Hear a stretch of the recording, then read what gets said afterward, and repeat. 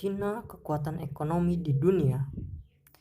Ekonomi Cina terbesar kedua di dunia, menjadikannya kekuatan baru bersaing dengan Amerika Serikat. Kekuatan ekonomi berbanding lurus dengan penguatan militer secara signifikan dalam beberapa dekade ini. Kekuatan Sang Naga menjadi kekuatan militer yang ditakuti di Pasifik dan kawasan. Ketakutan yang cukup beralasan karena dengan agresifnya Cina mengklaim wilayah di Laut Cina Selatan hanya berdasarkan klaim sejarah masa lalu atau histori. Layaknya naga yang haus dan lapar, Cina sangat agresif dalam membangun kekuatan militernya.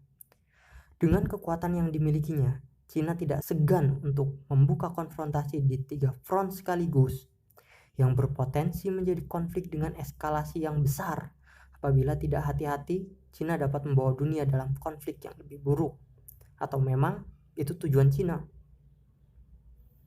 Di Laut Cina Selatan, Sang Naga berselisih sengketa dengan 4 negara sekaligus: Vietnam, Filipina, Malaysia, dan Brunei. Cina mengklaim melalui Nine Dash Line atau 9 garis putus-putus yang memotong teritorial 4 negara tersebut. Dalam perkembangan terakhir, perairan Natuna bahkan masuk dalam Nine Dash Line tersebut. Untuk menguatkan klaim de facto-nya, Cina membangun 7 pangkalan militer di Laut Cina Selatan yang 3 diantaranya berada di Kepulauan Spratly, dekat Filipina yang hanya berjarak 625 km dari Natuna. Filipina bukan tanpa perlawanan. 2016, Filipina membawa kasus Laut Cina Selatan ke Mahkamah PBB dan berhasil memenangkan sengketa atas klaim Cina.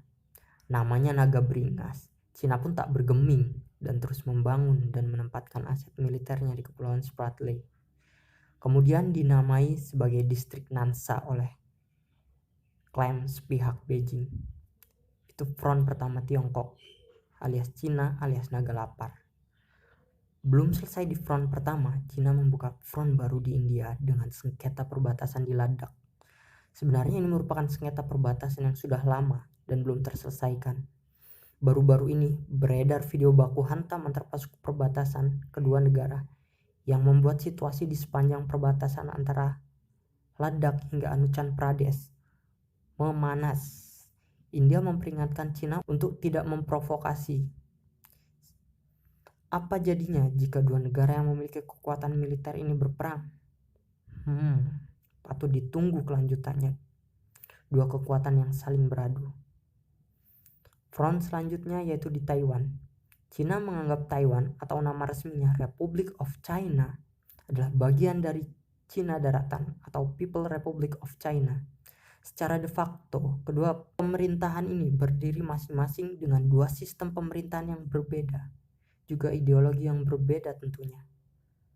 Sebenarnya, ini adalah konflik lanjutan dari Partai Komunis Cina dengan Partai Kuomintang yang memang belum pernah melakukan perjanjian damai sejak 1950. Taiwan di bawah pimpinan Presiden wanita Tsai Ing-wen dengan tegas menolak penyatuan Taiwan dengan Cina Daratan. Cina mengiming-imingi Taiwan dengan satu negara, 2 sistem seperti Hong Kong. Namun Hong Kong pun masyarakatnya protes di jalanan dan menginginkan Hong Kong yang merdeka. Kembali ke masalah Taiwan. Cina sepertinya hal ini kian memanas sebab Amerika pun ikut campur dalam masalah ini dengan memasok persenjataan militer ke Taiwan. Sedangkan Presiden Cina Xi Jinping mengatakan dalam pertemuan Kongres Rakyat Tahunan menginstruksikan kepada Tentara Pembebasan Rakyat atau PLA bersiap menghadapi eskalasi militer dan juga mengadakan kesiapsiagaan dan latihan militer. Cina dengan kekuatan ekonomi dan militernya sepertinya semakin agresif, berani membuka 3 front sekaligus dengan negara-negara jirannya. Pertanyaannya, sejauh manakah Cina akan bertindak dan apa saja antisipasi negara-negara di kawasan untuk membendung ekspansi Cina Daratan untuk terus memperluas wilayah teritorinya.